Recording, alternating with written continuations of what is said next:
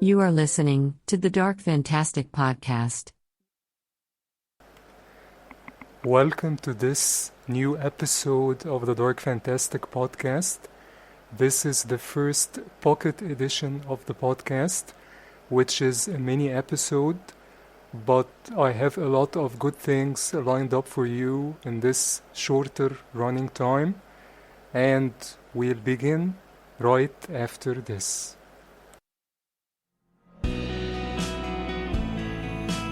Summer 1990. A teenage boy in trouble. An evil that only comes out at night. Only a straight-to VHS movie can save him. From A. Kale, the author of Beware the Night. Bad Dreams.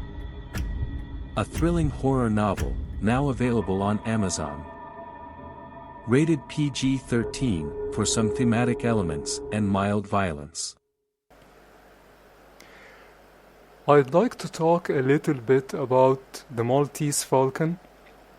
Most people know this movie or this story from the 1941 version, which was directed by John Huston and starred Humphrey Bogart as Sam Spade. But a lot of people don't know that the novel, The Maltese Falcon, written by Dashiell Hammett, was actually adapted 2 other times, also by Warner Brothers, but by different directors and different writers. The first version of The Maltese Falcon was actually released in 1931 and was directed by Roy Del Ruth, and it starred Ricardo Cortez as Sam Spade, the character which was then immortalized by Bogart. But this first cinematic version of the novel is actually lots of fun and it's very compelling, and I actually prefer the portrayal of Cortez to the performance of Bogart as Sam Spade, because unlike Humphrey Bogart's snarling portrayal of Spade, Cortez is, under the tough guy persona, under that facade, he's all smiles and charm, and his performance and his take on Spade is actually much more charming than Bogart's take, and his performance turns this version, the 1931 version, which is a very standard and dated mystery film, it turns it into actually a very fun, entertaining film and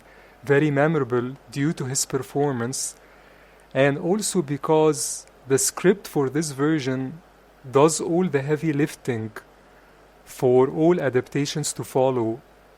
And John Huston's famous adaptation, the 1941 version, borrows heavily from the structure of this version, and with the exception of some of the characterization of the side characters and a different ending, the main difference between the 1931 version and the 1941 version is basically the tone of the movie. Led by the performance of Cortez as Sam Spade, which is a very light-hearted portrayal, this version is less morally complex, and as I mentioned, under Roy Del Ruth's direction, it's technically much less polished than the 1941 version. But as I mentioned earlier, I think that Ricardo Cortez's portrayal of the detective is actually the best portrayal out of all 3 versions. The next version to come out was Satan Met a Lady, which came out in 1936, and thanks to an energetic script and great support from a young Betty Davis as the femme fatale, and great direction by cinematic wizard William Dietrell, this adaptation of the novel is just a blast. It's very fast-paced, and it's probably, which is, again, I know is gonna be a bit controversial, it is actually the most entertaining out of the three versions, because Dietrell's direction and the way the characters are handled here, especially Warren William as Ted Shane, which is a renamed version of Sam Spade. William plays Shane or Spade as a sleazy con artist, and he just blasts through the movie with a lot of charm, and his character, although very, sleazy, and he's not really a knight in shining armor, like the Bogart version, although the Bogart version wasn't really that, lily white, but here it's just the detective character, he has no scruples almost whatsoever, which of course sets a completely different tone to the whole movie than all the other versions. But it's such a fun movie, because it's basically all involved, although they give it a lot of energy, and Bette Davis is terrific. I think her performance and her portrayal of the femme fatale character is again the best out of all three versions, and the direction here is just great. Although it's not, maybe the cinematography is not as polished as in the John Huston version, although both versions are shot by Arthur Edison. Dietrell's direction is just so fast-paced, so kinetic, so snappy, and he was known for this kind of style, this quick editing, somewhat quick, of course, because it's, relatively speaking, compared to other movies that came out at that time.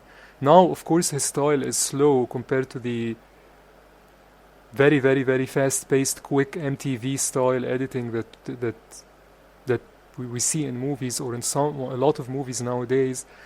But relatively speaking, his style is fast. His editing style, his shooting style, the way he blocks the scenes, the way he stages everything, is just so snappy, so quick, which is something arguably that director John Huston struggles with in his version. But Satan Met a Lady is just a very original take on the Maltese Falcon story, and it is one that is really worth rediscovering. It's just lots of fun. The final version I'm gonna talk about, which is the most famous version, is the 1941 version of the Maltese Falcon, directed by John Huston, who also adapted the novel, and he wrote the screenplay, and it stars Bogart as Sam Spade, and Sidney Greenstreet as the Fat Man, and Peter Lorre as Cairo. And this version has been analyzed and just praised to death, so there is little point in lingering over its merits. What is fascinating to note, though, is how stagey and confusing this version is, something which all adaptations of the novel struggle with, which begs the question, why is Dashiell Hammett's novel so attractive to filmmakers? Its plot is just overly complex, and its settings are limited, and almost all of its characters are unsympathetic. And these aspects of the novel just prove almost unsurmountable to all filmmakers who tackle this book. And surprisingly enough, although the John Huston version is considered the classic version and the best version and the most famous version, mainly because the cinematography is so polished and the screenplay is so well structured and the casting is so inventive, especially the villains. Despite all these factors, I think that Huston, out of all the other filmmakers, he's the one to struggle the most with the confines of the setting and the limitations of the novel, because his version, although visually polished and it's the best written, you can feel it while you're watching the movie that he's struggling with the stagey quality of the story. There are long stretches of dialogue and he keeps moving the camera and cutting this way and that to make things interesting, but he struggles with it. And I think the rhythm and the pacing of this version suffers the most from this stagey quality. And although Bogart's version or take on the Spade character is interesting, I always found it too humorless for its own good. And I always found Mary Astor's performance very, I don't know how to put it, it's not very good, to be honest. Bette Davis did that role and handled it much better, and in a very charismatic, playful way. Astor's performance is just, I never understood why it was so praised, because it's not one of her best and it's very theatrical, very over the top in my opinion. But I think the secret ingredient of the 1941 version of the Maltese Falcon is the villains. As I mentioned, Sidney Greenstreet as the Fat Man and Peter Lorre as Cairo just steal the show. And other than that, I think that also Huston writes the best ending or climax out of all three versions. The speech that Bogart or Spade gives in the end to Mary Astor's character is just so well written, and it has an emotional complexity, and it packs a punch that is lacking from the other two versions. Although the 1931 version with Cortez has a good ending, also very entertaining and very satisfying, but this version, the 1941 version, the ending of this version is just, it's very dramatic, and it packs a punch, and it's somewhat haunting. Maybe, I don't know if it's more or less cynical than the other two versions, but it's more haunting, it's more memorable, and I think that's what makes this version so popular, in my opinion.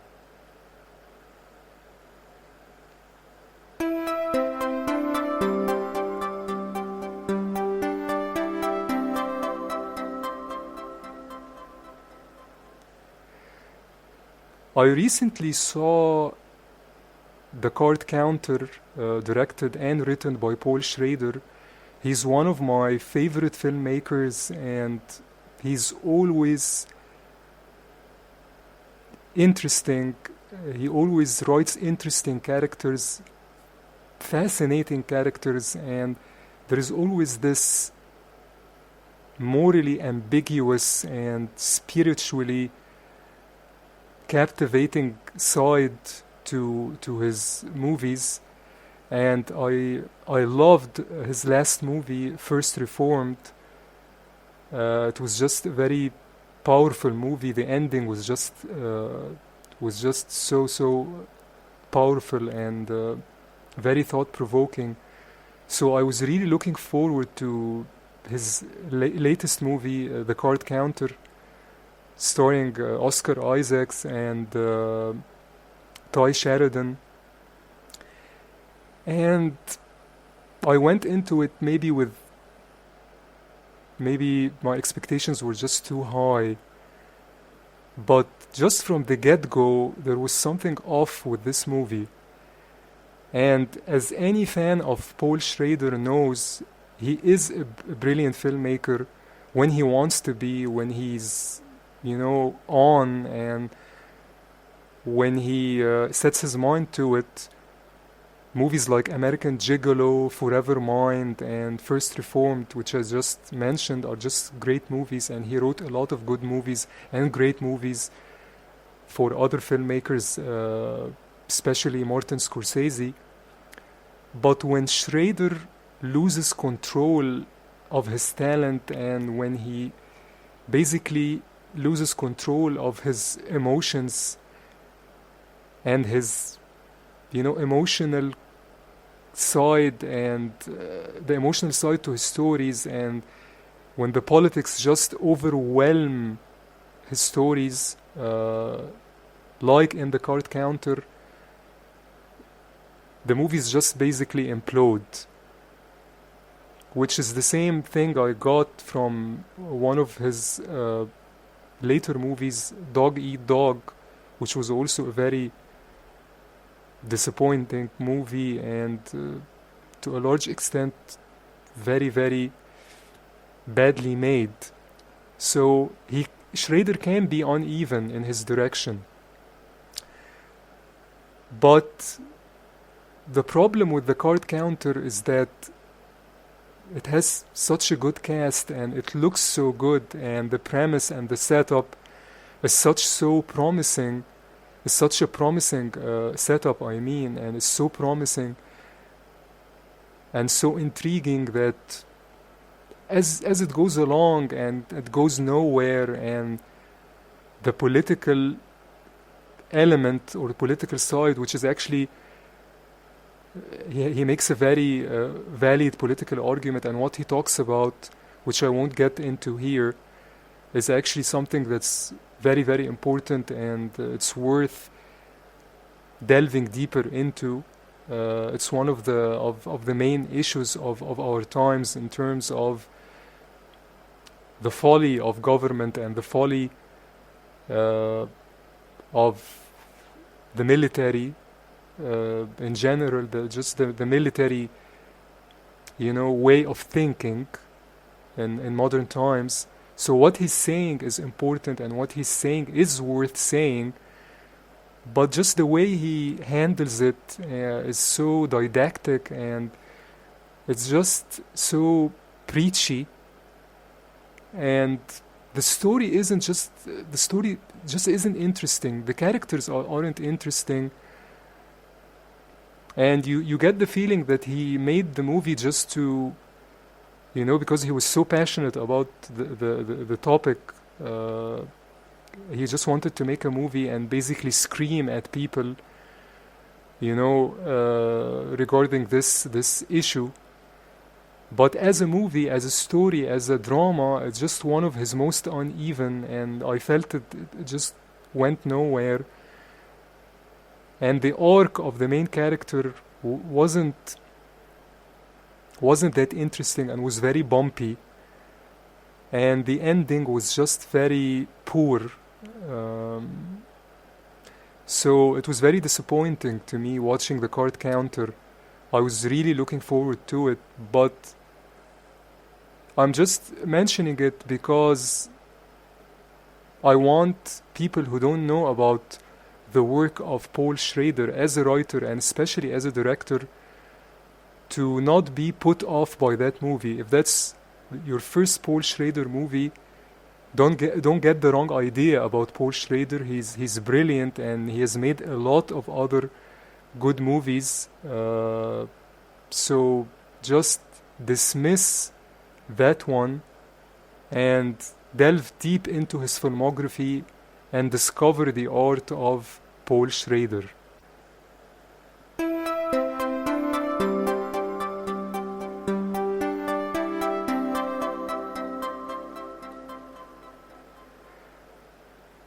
I'd like to end this episode with a clip from a song called The Everlasting Gobstopper, which is a song by the Veldt, one of my favorite bands, and it's a criminally underrated band in my opinion. And this version of the song is taken from the live performance part of the Oak City sessions, and their YouTube channel has the full performance by the Veldt and has many other great live performances. So check out the channel, and I'll include the link to the channel in the episode's description. So I just wanted to thank you as we come to the end of this episode to listening to this pocket edition of the Dark Fantastic podcast, and I hope you join me again next time.